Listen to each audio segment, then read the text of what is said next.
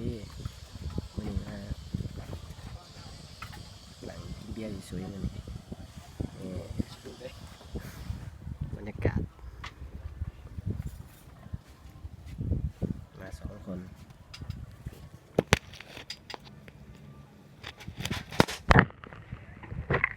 ฮะเบ๊ยาได้เอายาได้เลยเป็นไม่ช่วย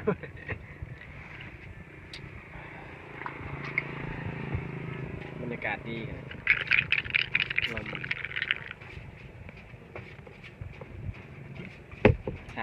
3-4 ปีมาเถอะนึง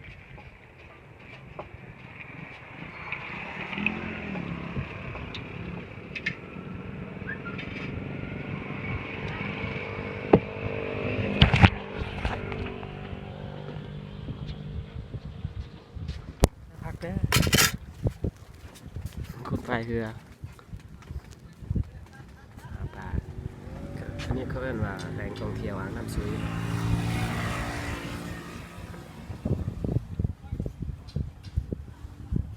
ของแก้มอันนี้คือของแก้ม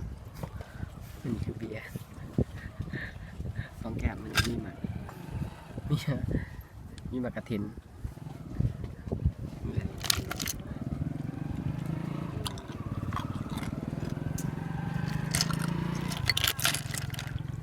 กินนมกรอบแก้มไปก่อน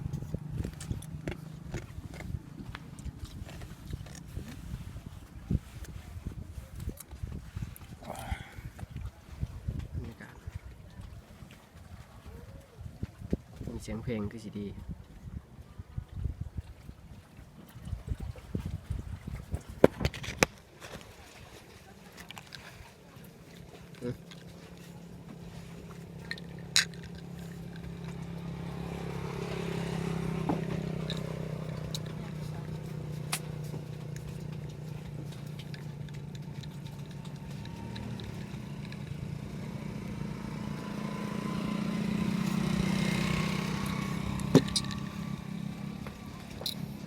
ลมพัดเย็นดี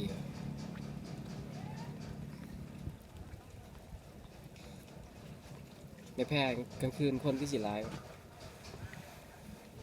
อะไรแพร่เดี๋ยวให้เบิ่งใกล้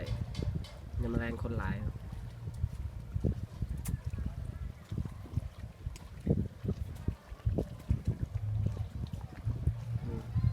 เลยมีเสียงตู่แบบ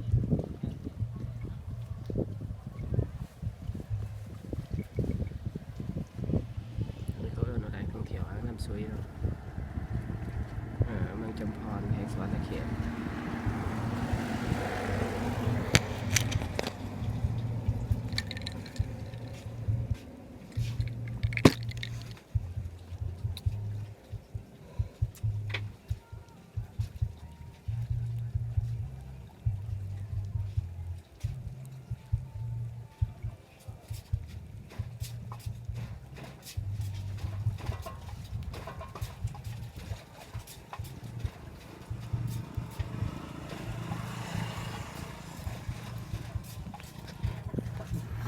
หนังทางนี้เหรอมันจะได้บรรยากาศแจ้ง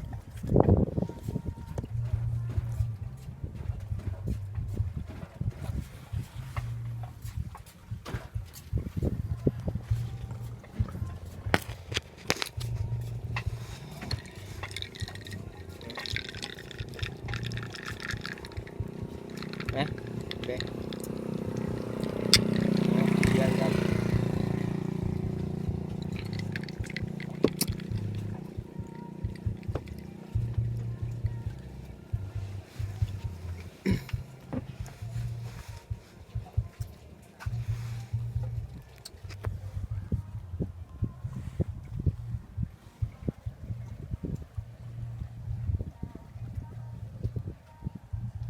ถางแก้มนี่เนาะตอนนี้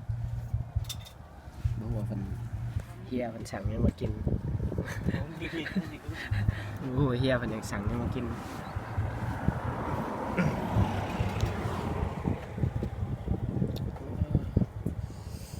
เดี๋ยว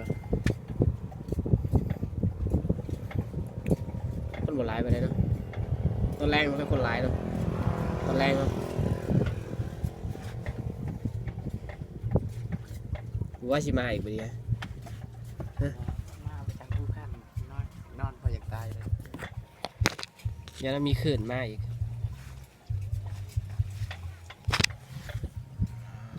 เดี๋ยวให้เปิดบรรยากาศ